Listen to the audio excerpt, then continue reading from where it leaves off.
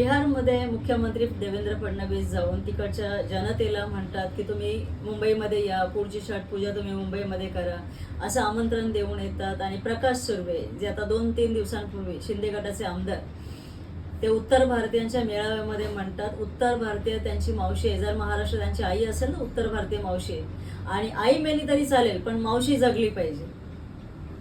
तर मला असं वाटतं अशा मुलांनी जन्मालाच यावं नाही, जे आई मरण्याची वाट बघतात आणि आई मारण्यासाठी प्रयत्न करतात.